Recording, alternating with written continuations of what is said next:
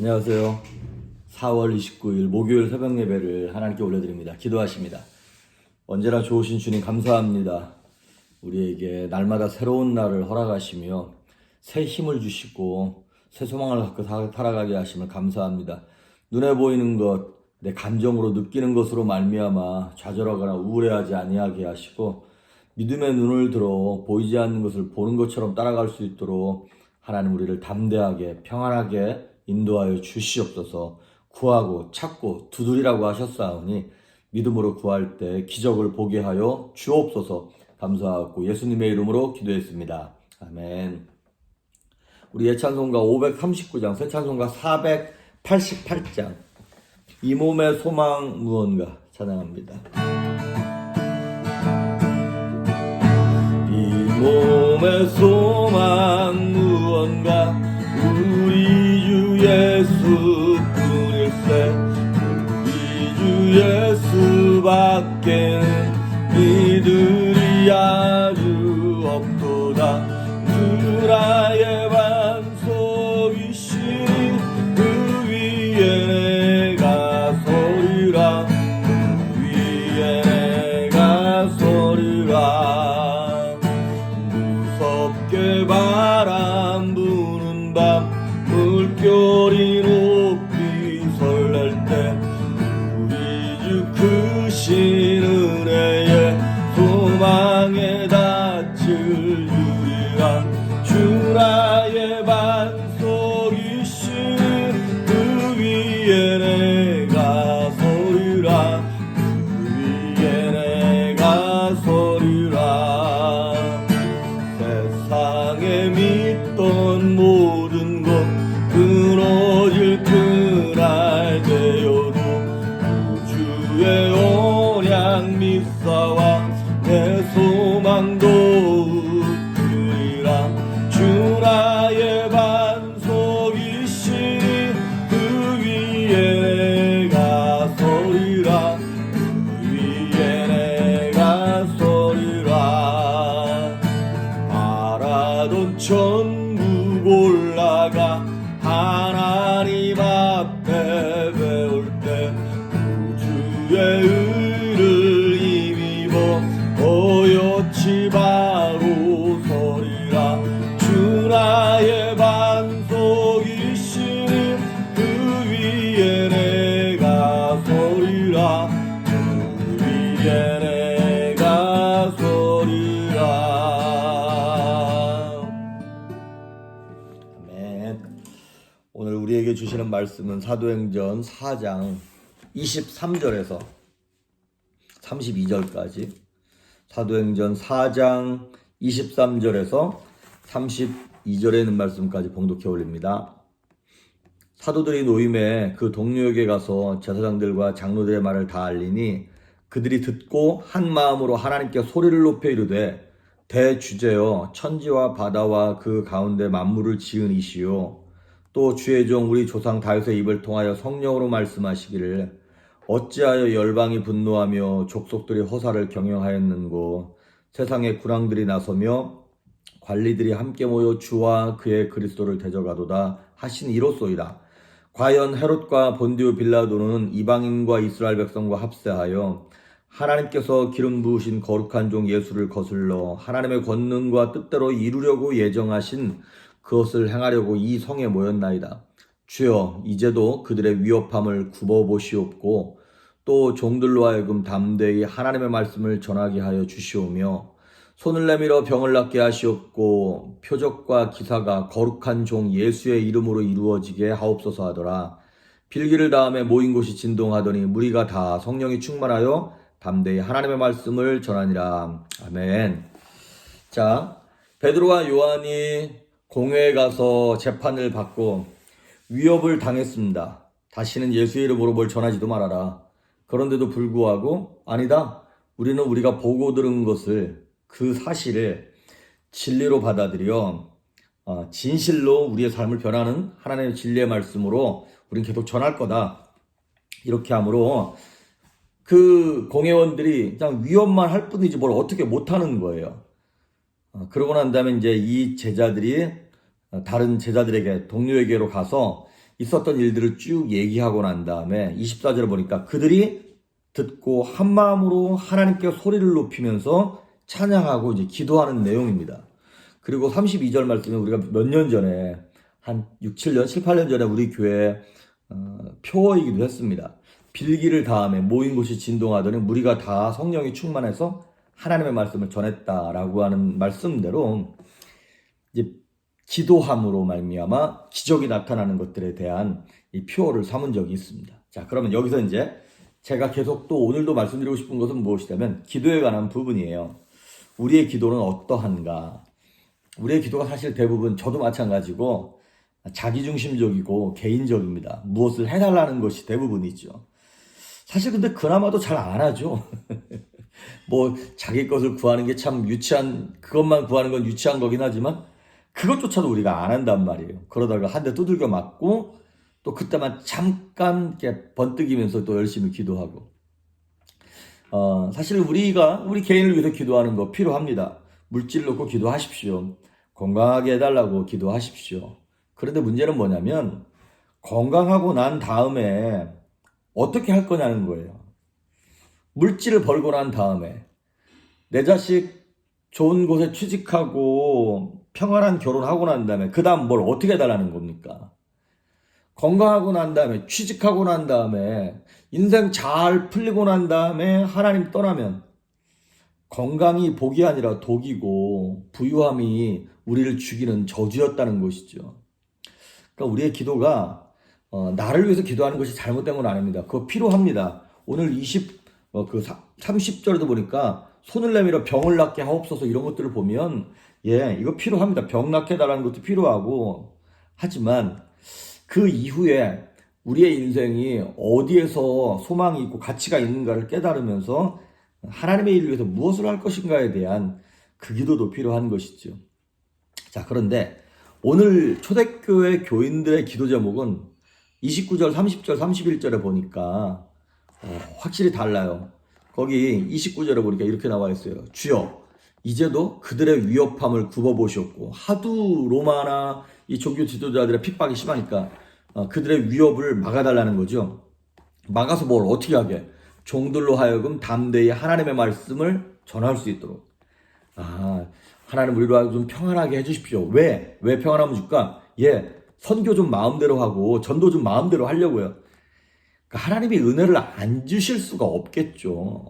자, 그리고 30절도 보니까 손을 내밀어 병을 낫게 하고 예수의 이름으로 이 모든 것들이 기적이 일어날 수 있도록 그런 기도를 하는 거예요. 자, 그러면 어떤 기도를 응답받는 기도가 되게 하는 걸까? 어떻게 하는 것이 오늘 한 세 가지만 간단하게 보도록 하겠습니다. 거기 24절 보니까 그들이 듣고 한 마음으로 하나님께 소리를 높였다 그랬어요. 첫째, 한 마음으로 기도하는 게 정말로 필요합니다. 그들이 듣고 한 마음으로 나뉘어지지 아니하고 저 사람은 저렇게 기도하고 이 사람은 이렇게 기도하는 것이 아니라 한 마음으로 기도했다는 거예요. 그리고 합심이란 말을 쓰죠. 마음을 합했다는 것입니다.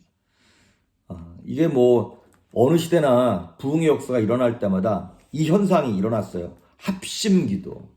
때로는 우리가 이제 중보 기도라고 얘기할 수도 있겠죠. 어떤 기도 제목 하나를 놓고 같이 기도하는 거예요. 교회가 분열되면 가장 먼저 나타나는 그 표시가 뭐냐면 기도가 하나 되지 않는다는 겁니다. 그리고 기도를 해도 기도가 무력해지는, 무기력하고.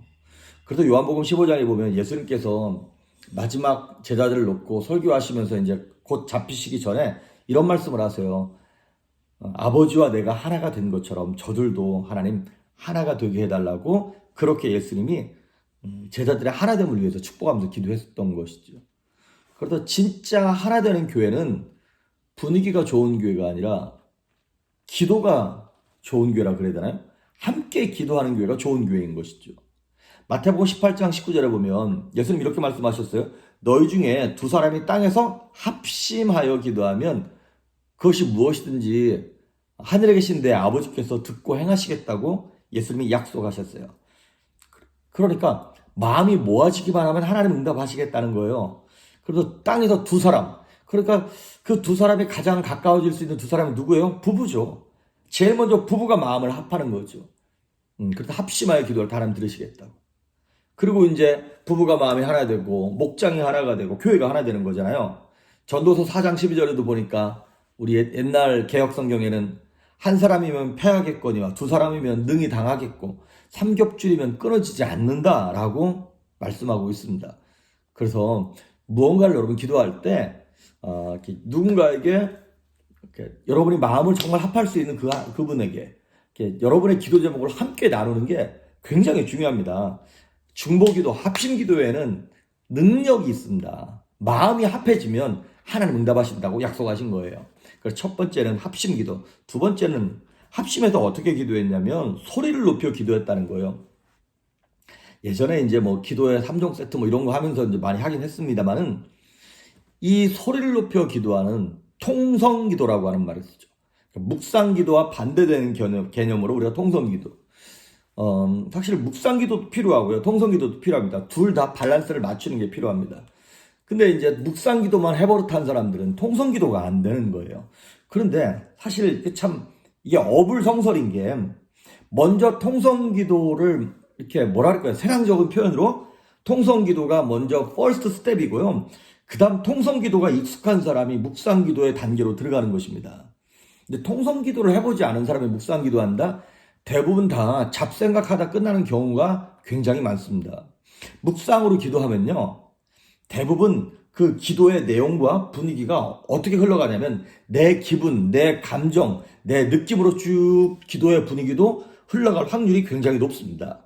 어떤 사람 만약에 내가 그날 우울해. 그러면 내가 묵상으로 기도하잖아요. 끝날 때까지 우울하다 끝날 때까지 외롭다가 끝날 때까지 내 감정이 슬프면 슬프다 끝나고 화가 나면 화가 나다가 끝납니다. 하지만 소리를 내서 기도하잖아요. 그러면 내가 우울하든 짜증이 나든 뭐 하든 상관없이 일단 소리를 내서 기도하다 보면 이게 참 신기해요. 살아나기 시작합니다. 그래서 마음으로 믿어 의에 이르고 입으로 시인해서 구원에 이른다는 것처럼 입으로 먼저 고백하듯 기도를 입으로 여는 거예요. 그러니까 내 감정에 상관없이 내 의지를 가지고 내가 내 감정에 눌리지 않겠다라고 하는 작은 결단이라고 그럴까요? 그런 의미에서 여러분 소리를 내셔야 합니다. 소리를 내는 순간 내 감정이 그것을 듣고 내 자신이 듣고 마귀와 귀신들이 듣고 하면서 이렇게 환경을 이기고 나갈 수 있게 되는 것입니다. 그래서 여러분 마음에 염려가 가득하고 우울함이 가득해도요. 입술로 고백하고 하나님을 찬송하고 소리를 낼 때 변화가 올 수 있습니다. 그래서 여러분 혹시 통성기도 이런 분들은 어떤 분한테 특효약이냐면 슬프고 우울하고 눌린 분들에게는 아주 특효약입니다. 특히 본인의 감정이나 이런 것들이 나는 원래 우울질 기질이고 원래 성격이 조용하고 이런 분들이 소리를 내서 기도하잖아요. 효과를 금방 볼 수 있습니다. 이거를 어떻게 설명해야 될지 모르겠는데 저도 새벽에 예를 들어서 이제 교회에서 옛날에 이렇게 새벽 예배 할 때 그러니까 아직 몸도 피곤하고 이렇게 엎드리면 이렇게 잠이 쏟아지게 마련이에요. 근데 처음에는 말을 해요. 근데 횡설수설 무슨 말 하는지 모름에도 불구하고 일단 소리를 내요. 그 내다 보면 어느 순간인가 이것이 딱 트랜지션 피리어드가 딱 와요. 그 딱 뭔가 클릭이 되기 시작하면서 한 단어, 한 음성 때문에 내가 한 말, 내가 생각지도 못했던 단어가 내 입에서 나올 때가 있어요. 생각지도 못했던 기도의 어떤 그것이 툭 튀어나올 때가 있어요. 그게 뭐냐면 하나님께서 성령께서 도우시는 과정이에요. 그래서 이것이 툭 튀어나오면서 내가 그 소리를 들으면서 그것이 클릭돼가지고 이제 기도의 방향이 딱 잡혀서 막 기도가 될 때가 있습니다. 그래서 여러분 합심 기도를 소리내서 하는 게 되게 중요합니다. 그리고 이 제자들이 또 한 것은 뭐냐면 25절, 26절 이렇게 나오는 것처럼 하나님의 말씀을 붙잡고 기도를 합니다. 이거는 시편 2편에 나와 있는 내용이에요. 그러니까 예수님 오시기 1000년 전에 시편 기자가 다윗이 앞으로 메시아가 오면 이런 고난, 이런 어려움을 겪을 것들을 예언하는 건데 그런 것이 있을지는 몰랐죠. 본인도 자신의 형편을 생각하면서 기도했지만 하나님은 그것을 예언으로 사용하신 것이죠. 그러니까 기도는 내 감정대로 가는 것이 아니라 말씀을 따라갈 때 가장 뭐랄까요? 감동이 되어지고 감정에 휩싸이지 아니하고 성령의 감동에 휩싸이게 되는 것입니다. 말씀을 통해서 하나님이 내 환경, 내 삶을 해석해 주십니다. 그 말씀이 딱 생각나는 순간 내가 어떤 그 문제 때문에 기도하고 있었잖아요. 그러면 그 말씀이 딱 생각나는 순간 이 환경에 해석되기 시작하는 거예요. 그래서 이 환경에 해석되니까 어떻게 기도해야 되는지 분별력이 생기게 되는 것이죠. 오늘 25절 26절에 보면 열방이 분노하고 족속들이 허사를 경영하고 세상의 군왕들이 나서고 관리들이 나서가지고 그리스도를 핍박한다 이 얘기입니다. 근데 여기서 열방, 군왕 뭐 이런 것들이 다 뭐냐면 종교 지도자들이에요. 로마 군인들이에요. 그리고 군중들이에요. 근데 이들이 모두 다 한마음으로 나서가지고 예수님을 대적하는 거예요. 원래 헤롯과 빌라도는 원수였어요. 근데 예수님 죽이는데 한마음이 됩니다. 바리새인과 사두개인들도 서로 정적이에요. 근데 예수님 잡는데 한마음이 돼요. 유대인들과 이방인들도 서로 쳐다봐요. 그런데 예수님 죽이는 데는 한마음이 되는 거예요. 그러니까 지금 제자들이 당하는 핍박과 환난과 고난을 하나님이 말씀을 딱 생각나게 해주시는 거예요. 시편 2편에 있는 말씀 생각나게 하면서 예수님을 그렇게 저들이 핍박했다. 그런 것처럼 너희들도 핍박하고 있는 거야.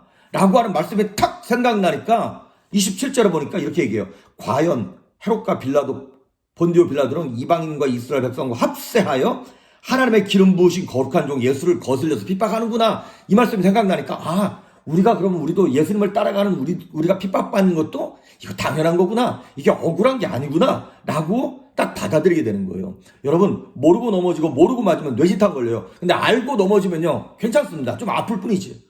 그런 것처럼 제자들에게 하나님이 기도할 때 말씀을 생각나게 해주시는 거예요. 그래서 여러분, 그래서 말씀을 듣는 것이고 말씀을 암송하는 것입니다. 세상을 보는 눈이 열리게 되고 그래서 낙심하지 않게 되는 것입니다. 오늘 여러분 이 말씀을 붙잡고 32절에 나오는 그 말씀, 31절인가? 1절에 나오는 그 말씀, 빌기를 다음에 모인 곳이 진동하더니 저희가 다 성령이 충만하여 하나님의 말씀을 단대히 선포하니라. 하나님 우리 인생을 통하여 주님이 나타나고 하나님의 영광이 선포되게 해주십시오. 그 기도의 목적을 위해서 하나님이 건강도 주시고 부유함도 허락하시고 삶의 문제도 해결해 주시는 것이죠. 그러기 위하여 여러분 합심하며 마음을 합하여 중보하면서 소리를 내서 기도하고 말씀을 묵상하면서 기도할 때 이 기적과 이 응답이 저와 여러분의 삶 속에서 풍성하게 넘쳐날 수 있기를 주의 이름으로 축복합니다. 기도하십니다. 예수님 감사합니다. 우리의 기도의 내용이 참 유아스럽고 부족하며 어린아이와 같습니다. 하지만 우리의 영혼의 눈이 열림으로 말미암아 하나님의 뜻이 무엇인지 말씀을 통하여 깨닫게 하시고 그 말씀을 잡고 합심하여 통성으로 열심으로 기도할 때 우리가 어떻게 살아가야 할지 응답을 허락하시며 삶의 문제를 해결하시고 주의 나라와 영광이 우리 인생을 통하여 우리 가정과 교회를 통하여 열매 맺을 수 있도록 영광스럽게 드러날 수 있도록 우리를 사용하여 주시옵소서. 기도의 문을 열어 주시옵소서. 감사드리옵고 예수님의 이름으로 기도했습니다. 아멘.